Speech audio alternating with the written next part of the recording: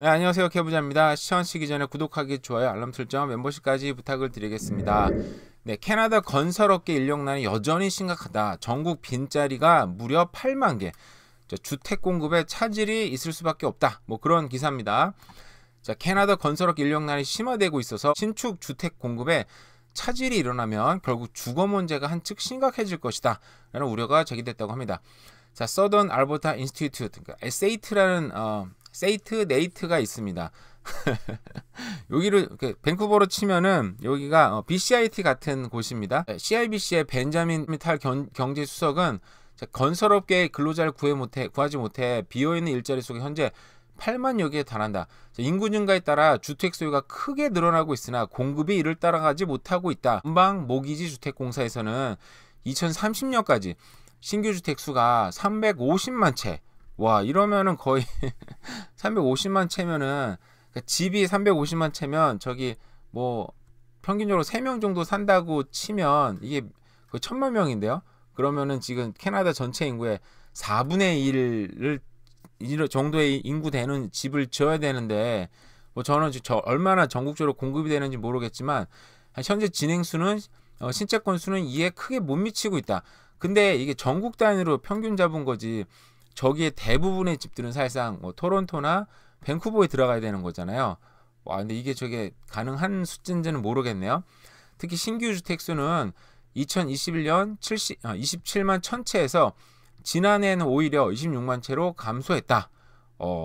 이와 관련 주택공사 측은 보고서를 통해서 5월 한 달간 신규 주택 건수는 전달 비해서 23%나 감소했고, 신규 공급 물량은 21만에서 22만 채에 달할 것이다. 그러니까 뭐 아까 26만 채 했는데 오히려 22만 채로 점점 더 줄고 있네요. 그죠?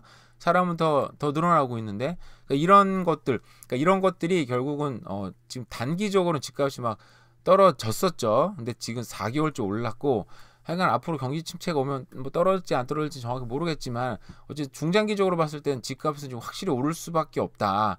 그러니까 지금 어쨌든 뭐 주변에서 집을 사냐 마냐 고민하시는 분들도 계셨는데, 뭐 늘 얘기하는 건 일단 집을 사자. 그쵸? 아이들 생각하고 실거주할 거면 일단 크게 문제없이 사도 되지 않을까라는 생각이, 이게 큰 문제가 아닌 것 같아요. 그죠?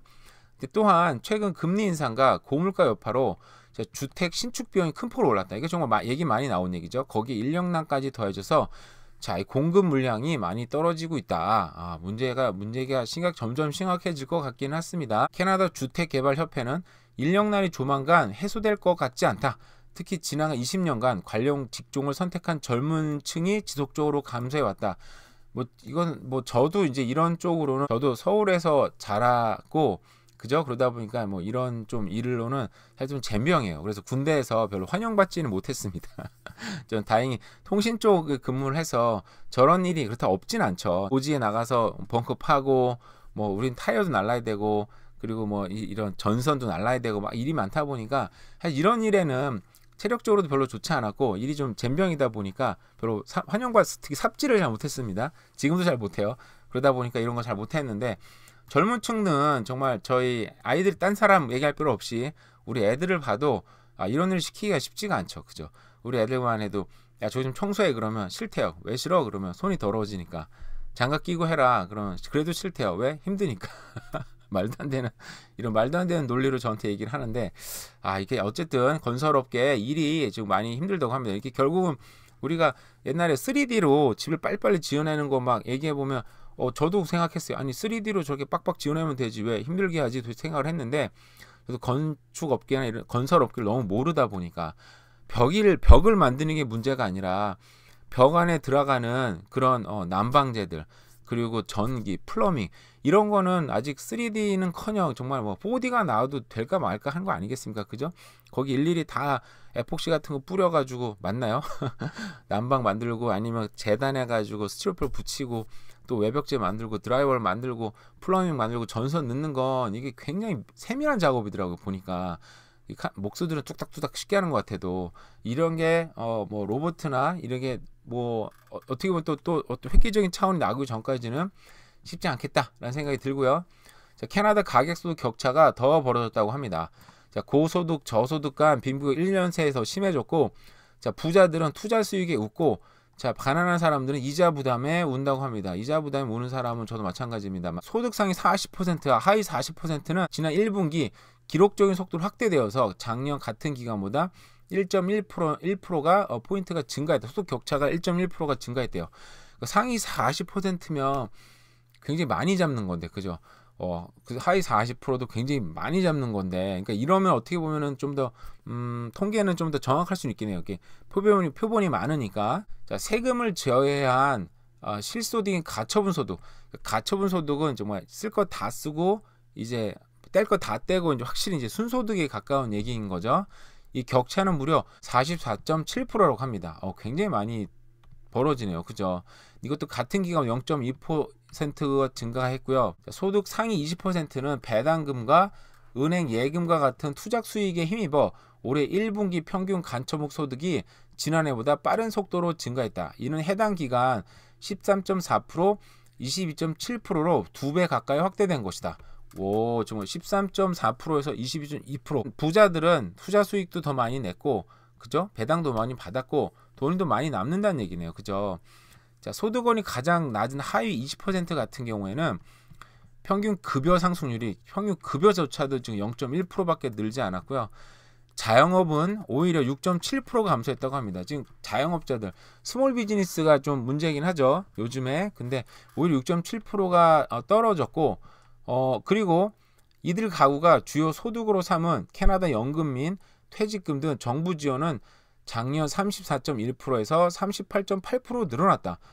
왜 이렇게 점점 더 정부에서는 결국은 이제 정부에서 돈을 더 많이 풀고 있다. 뭐 이렇게 보면 되는 건가요? 그러니까 정부 지원금은 정부 지원금대로 또 많이 늘어났습니다. 자, 이와 더불어 저소득층과 중산층 가구는 지난 1분기 순저축을 가장 많이 줄어들었다. 그렇죠. 저소득층과 중산층은 좀 살기가 쉽지 않다 보니까 뭐 자산을 지금 팔고 있고 그 순저축이 지금 줄어든다는 얘기는 저축을 많이 쓸 수밖에 없고 그리고 자산도 지금 팔았어요. 저소득층 같은 경우는 저번에 예전에 한번 다룬 적이 있는데 그 코로나 들어오면서 그 직후에 자산이 제일 많이 없어졌고 그러니까 캐시가 많이 늘어났어요. 그러니까 자산을 팔고 그리고 캐시를 많이 확보했다는 얘기죠. 부자들 같은 경우에는 빚을 더 많이 늘어났는데 대부분이 모기지였어요. 결국은 더 빚을 내서 자산을 많이 샀다는 얘기죠. 결국은 거기서 인플레이션이 일어나면은 그 자산의 이동이 저소득층에서 고소득층으로 이동하게 됩니다. 그런 게 이제 통계로 드러나게 되는 거죠. 특히 젊은 층 같은 경우는 소득 대비 부채 비율이 사상 최고치를 기록하면서 재정적 위기에 처해 있다. 청년층 같은 35세 이상 핵심 근로층 35세에서 44세는 자, 소득 대비 부채 비율이 각각 207%, 275%로 올해 1분기 사상 최고를 기록했다. 그러니까 저도 뭐 만으로 따지면 이 나이에 살짝 벗어나거나 뭐 들어가는 경우긴 한데 결국은 지금 한참 일해야 되는 사람들이 결국 빚을 많이 지고 있다. 그러니까 이거 빚을 해결이 안 되면 이런 것들이 문제가 지금 나중에 빵빵 터지잖아요. 그런 사람들이 부동산도 문제인 거죠.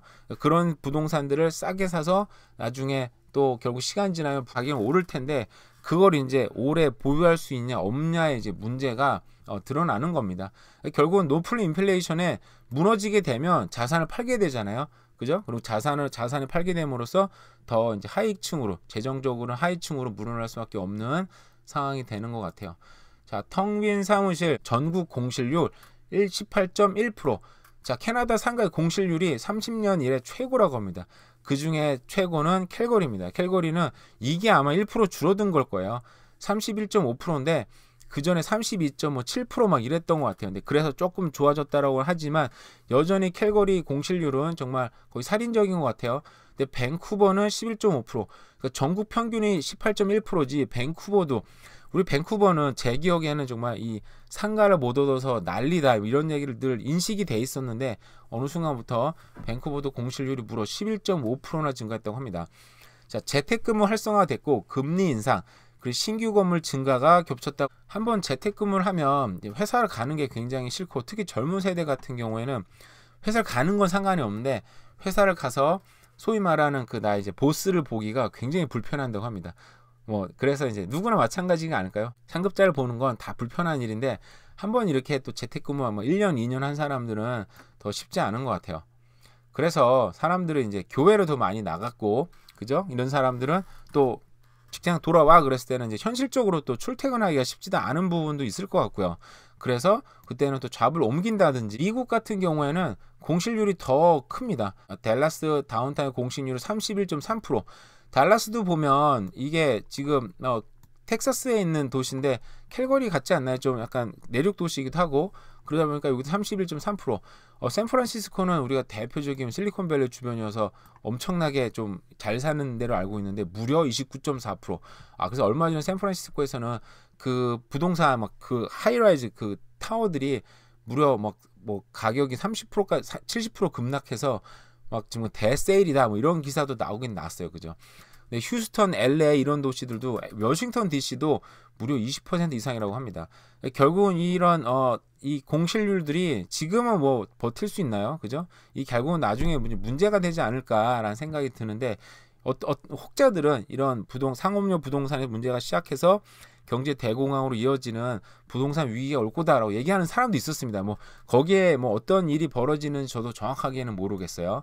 자, 이런 공실률도 얼마나 되는지를 좀 지켜봐야 될 것 같고요. 자, 회장이 2명, 결국 둘로 갈라졌다고 합니다. 한인회가 이렇게 됐다고 하는데, 저도 뭐 자세한 상황은 기사를 읽어봤는데 잘 알지도 못하겠고요. 자세한 상황은 모르겠어요. 뭐 한쪽에서는 또 회장을 뽑아줬고, 또 한쪽에서는 또 다른 회장님을 뽑았다고 합니다. 근데 뭐 제가 얘기하고 싶은 그거예요. 네, 뭐 저는 여기를 뭐 옹호하거나 그런 마음 전혀 없지만, 뭐 옛날부터 저는 이제 캘거리도 에드먼트도 그렇고 늘 회장이 2명이었어요. 딴데 옛날에 리자인하고 놀러 갔을 때도 거기 회장님이 2명, 3명이었던 것 같아요. 그래서 옛날에 뉴욕타임즈에서 한국인은 3명만 모여도 협회를 만든다. 그래서 1명 회장하고 1명 부회장 한다. 뭐 이런 얘기를 했었었는데, 한국 사람들이 그러니까 그런 얘기를 하더라고요.